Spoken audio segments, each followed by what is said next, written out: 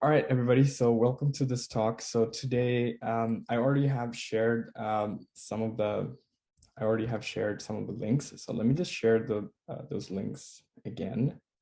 So we have all the I shared all the links, useful links that we're going to be working through.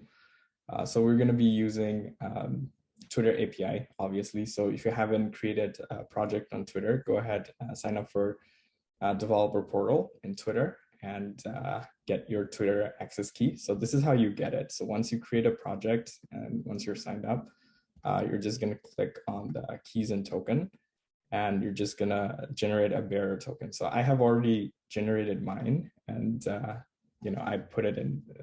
I have it copied in my local machine. So if you haven't done it, so please go ahead and do that.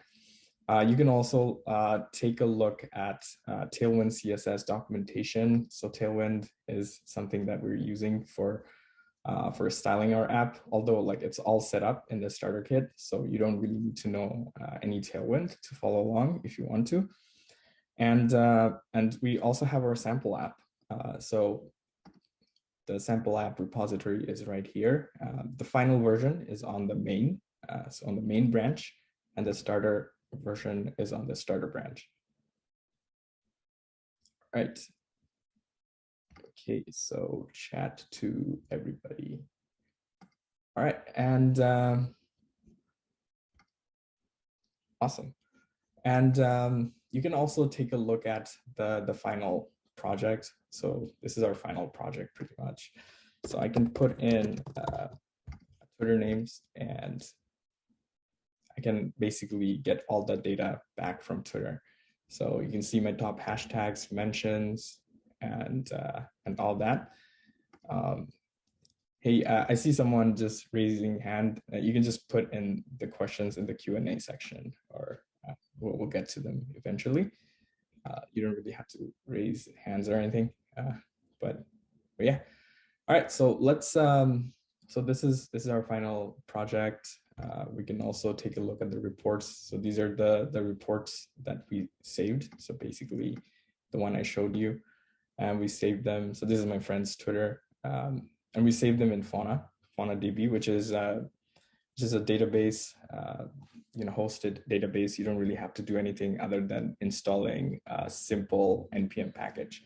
So we're going to get to all that. Okay.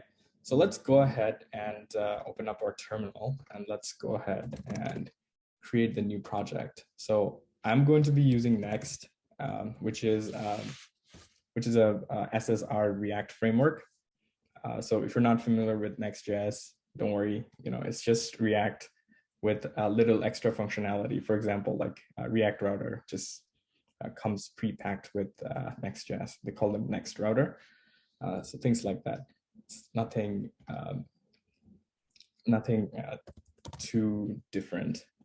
All right, so we're going to do npx create next app -e, and then the URL for the starter kit. So what we're saying here is, hey, create a new Next application, and with the -e flag, I'm saying based it off on our sample starter code.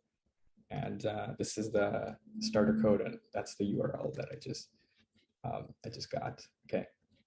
All right. So that's that. So let's go ahead and hit enter. And this is going to bootstrap our application. So let's just wait for it. So while at it, so my app. Maybe I can't. App. Okay, there you go. Let's just name our project. Okay, so while at it, let's go ahead to the Twitter developer portal. So here in the products, you can go into Twitter API. So click here, and you will see that all the APIs that you can use. So we're going to be using 2 Twitter endpoints, and one of them is user. So we're going to take a look at user by username. So here's a quick trick that you can use. You can just go read the documentation. And here, once you're in the documentation, let me just close that one up. You can just say, hey, run this on Postman. And what this will allow you is going to open up Postman in your browser. And let's just wait for it.